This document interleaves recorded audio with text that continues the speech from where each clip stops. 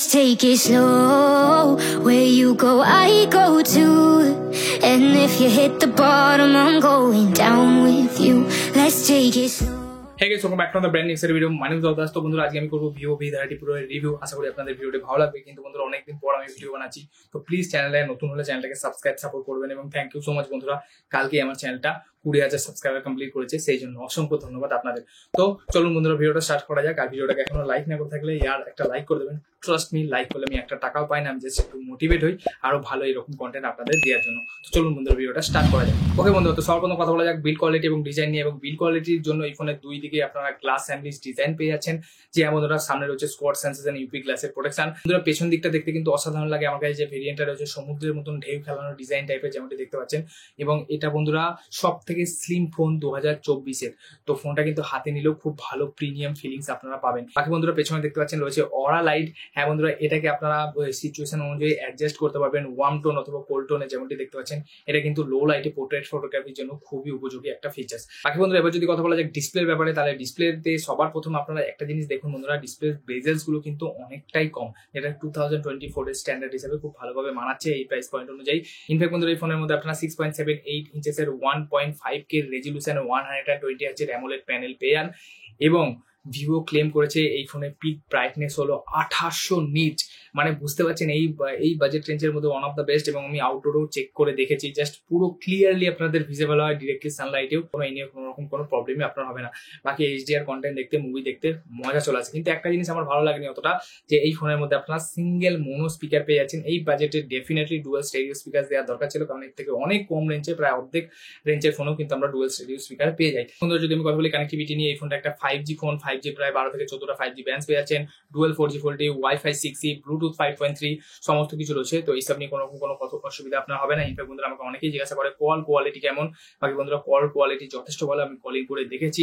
In fact বন্ধুরা ভিভোর নিজস্ব ডায়ালারও আপনারা পেয়ে যান, যার ফলে আপনারা সিক্রেটলি যদি করতে চান কল রেকর্ডিংও কিন্তু করতে পারবেন উইদাউট এনি অ্যানাউন্সমেন্ট। বাকি বন্ধুরা এই ফোনের মধ্যে কিন্তু আপনারা অনস্ক্রিন ফিঙ্গারপ্রিন্ট সেন্সার পেয়ে যাচ্ছেন। ফিঙ্গারপ্রিন্ট সেন্সারটা খুবই ফাস্ট এবং রিলায়েবল, এই নিয়ে কোনো রকম কোনো প্রবলেম হবে না। ইনফ্যাক্ট পজিশনও ঠিকঠাক রয়েছে।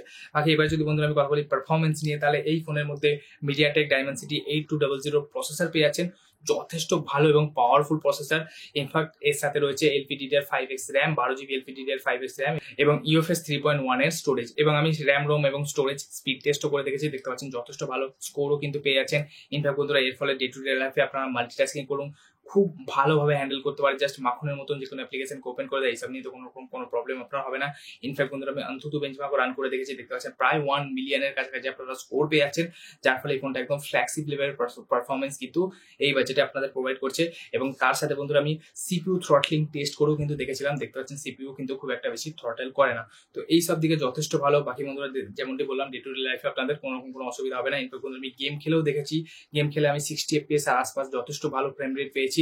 এবং গেম নিয়ে খুব একটা বেশি ফ্রেম ড্রপ আমি ফেস করিনি। যদি আমি হিটিং এর কথা বলি, খুব একটা বেশি হিটিংও কিন্তু হয় না ফোনটা। তো এইসব দিকে মিডিয়াটেক ডাইমেনসিটি 8200 যথেষ্ট একটা স্টেবল প্রসেসর, এইসব দিকে কোনো রকম কোনো প্রবলেম আপনার হবে না। পারফরমেন্সের দিকে যথেষ্ট ভালো ফোনটা। বাকিবার যদি আমি কথা বলি UI এবং আপডেটস এর, তাহলে এই ফোনের মধ্যে আপনারা 3 বছরের মেজর সফটওয়্যার আপডেট পেয়ে যাবেন, কোম্পানি ক্লেম করেছে। কিন্তু একটা জিনিস আমার ভালো লাগলো, এই ফোনের মধ্যে out of the box Android 14 আপনারা পেয়ে যাচ্ছেন। কিন্তু বন্ধুরা কিছু ব্লোটওয়্যারস রয়েছে, থার্ড পার্টি ব্লোটওয়্যারস গুলোকে আপনারা আনইনস্টল করতে পারবেন।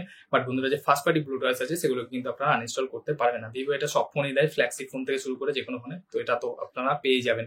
বাকি বন্ধুরা এইবার যদি আমি কথা বলি এই ফোনটার ব্যাটারি ব্যাকআপ নিয়ে, তাহলে এই ফোনের মধ্যে আপনারা কিন্তু 5000 mAh এর একটা বড় ব্যাটারি পেয়ে যাচ্ছেন।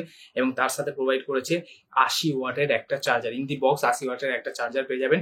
এবং আমি যদি কথা বলি ব্যাটারি ব্যাকআপের, তাহলে আমার একদিনের বেশি বা একদিন, আমি তো মডারেট ইউজার, মানে কোনো দিন খুব বেশি ইউজ করি, কোনো দিন খুব কম, তাই আমার একদিনের কাছাকাছি চলে যায়।